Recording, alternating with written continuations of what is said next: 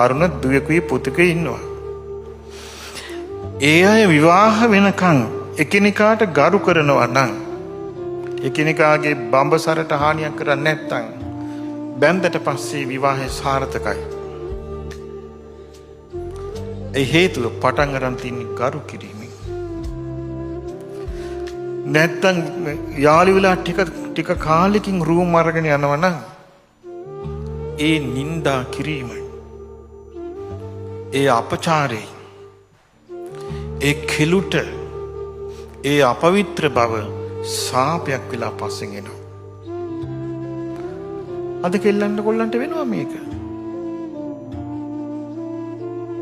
සාපේ වැදිලා තියෙන්නේ. ඇයි හේතුව? ගරු කරන්නේ.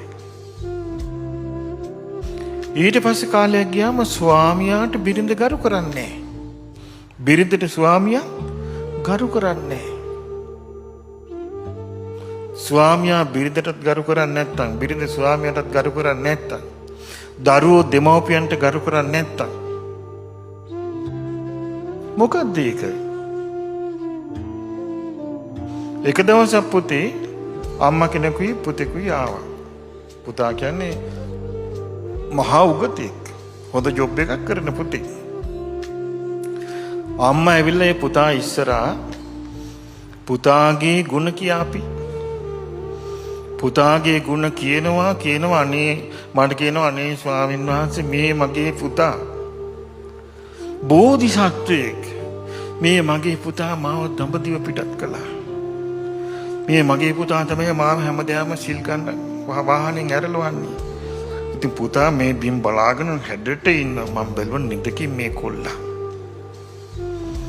මේක කියන්න එපා අනේ ස්වාමීන් වහන්සේ අම්මා මාව බිහි කරපු නිසා, දසමසක් කුසේ තියාගෙන අම්මා මාව බිහි කරපු නිසා මගේ අම්මාට පින් සිද්ධ වෙන්න, මම මාව අතපය නොකඩා හදාපු නිසා අද මං ඉගෙනගෙන මම මෙහෙම කරන්නේ, මේ ඔක්කොම පින් මගේ අම්මාටයි කියලා කියන්න එපා ඒ කොල්ලා.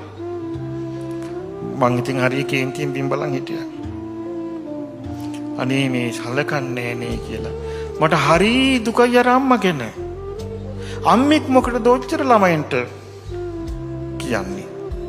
ළමයි එපා කියන්නේ අම්මා ගැන, ළමයි එපා කියන්නේ තාත්තා ගැන. එතකොට බලන්න මේක ඔක්කොම මේ කන පිට හැරිලානේ. ඒ දෙමව්පියන්ගෙන් සම්මාන බලාපොරොත්තු වෙනවා ළමයි දූපුතුන්. අනිත් පැත්ත හැරිලා නැද්ද එතකොට වැඩසටහන? අනිත් පැත්ත හැරිලා කන පිට පෙරලිලා. එතන ඉඳලා ಗುಣ පිහිටන්නේ.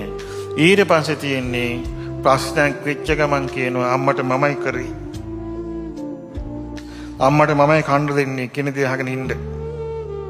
ඔබ කියන ළමයි නැද්ද? මං හදාපු ගෙදර අම්මා ඉන්නේ කට වහගෙන ඉන්න. මං හදාපු ගෙදර තාත්තා ඉන්නේ සද්ද නැතුව ඉන්න. අද කොච්චරනම් ඔහොම කතා කරනවද දෙමව්පියන්ට? ඒ නිසා මේ පාරම්බාන දේවල් තුච්චයි. ඒ මොකද්ද හේතුව? විදිය යුතු වස්තුව පේන්නේ,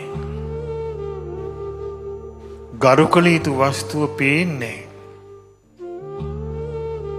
දැනගත යුතු උතුම් දේ පේන්නේ.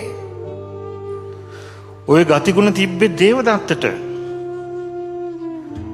දේවදත්ත නිතර කිව්වා භාග්‍යතුන් වහන්සේ මට කරපු කෙන්ගෙඩියක් නෑ, මමයි ඔක්කොම කරගත්තේ කිව්වා. දේවදත්තට ඒක තිබ්බේ අසත්පුරුෂ ලක්ෂණයක්. එතකොට පින්වත් දරුවනි, ඔයාලට ඕනේ නම් අභ්‍යන්තර සම්පත් ගොඩනගා ගන්න ඉස්සෙල්ලා ලස්සනට භූමිය හදා ගන්න ඕනේ. ඒ භූමිය තමයි ගරු කළ යුත්තන්ට ගරු කිරීම, පිදිය යුත්තන්ට පිදීම, සැලකිය යුත්තන්ට සැලකීම.